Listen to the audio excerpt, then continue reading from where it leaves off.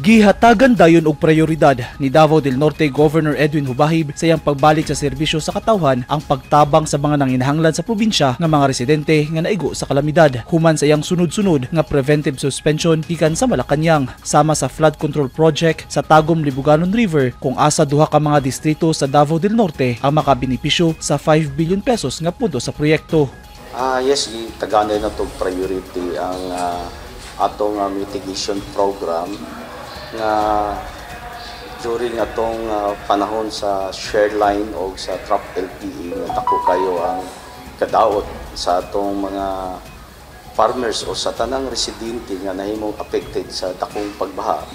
So mao dayon ang atong gihatagan focus nga mahatagan dayon sila og solusyon karon mga flood control projects o pag-construct o mga dagkong mga kanal o desiltation programs nato nga gidesilt nato paday nato gidesilt ang ato mga major rivers sama sa Libuganon o Pagsabangan River o kaning Tuganay River para nga mas makontain nato mo-contain og dakong volume sa tubig kung mobalik na pod ang kusog nga pag-ulan. Gisuportahan sa probinsyal nga gobyerno ang flood control project sa DPWH aron dili na maperwisyo sa baha ang daghang residente sa probinsya. Nagalantaw ta nga kaming raba ang bulan sa beer o mao pud niyang panahon nga magsigi og ulan.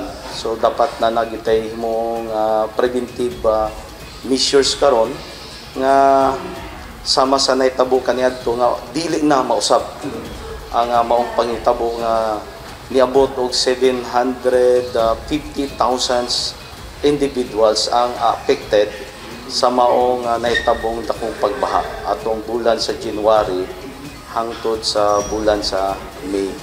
So mao nang atong panagan-an karon. Apil sa giprioridad ni Hubahib ang pagpadayon sa paghatod og mga hinabang sa mga naapektuhan sa kalamidad sa Del Norte, hilabi na ang sa sektor sa agrikultura. Gani ni milabay mga semana sunod-sunod nga nang apud-apud og hinabang ang provincial government sa mga mag-uuma sa probinsya sama sa fertilizer ug cash assistance. Niabot na karon gikan sa pagbalik nako pag-assume sa office atong month of July pa lang naka-distribute na ta og mga nasa 10,000 individuals nga mga farmers ang tagaan nato og tagsa ka sakong fertilizer with the help sa Department of Agriculture 11 nga nahatagan ta og na-providean tawag allocation para ipanghatag sa atong mga farmers. So dako kayong tabang o nakahatag po tag mga cash assistance sa mga biktima. Gantod karon ongoing ang mga profiling sa Department of Labor and Employment o DULI tungod kay aduna sila regular budget na tupad program para atong mga nahimog gihapong nabiktima atong mga dakong pagbaha. Matod ni Hubahib, daghan pang lugar sa probinsya ang nanginahanglan og hinabang sa gobyerno tungod sa kadako sa naapektuhan sa kalamidad niadtong milabayng mga bulan tungod sa epekto sa shear line ug trough sa LPA. Napatay pundo nga magamit pero sa 3 months na ako nga suspension affected yun ang ubang pundo kay imbis nga kani para naon ta dito sa katawan na divert man pod sa lahi nga purpose sa dihang lahi ang naglingkod sa provincial government.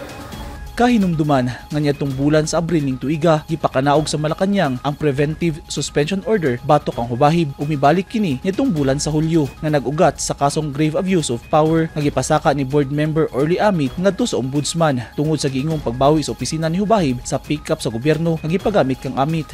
Eugene Hinutan, Newsline Philippines. Stay safe.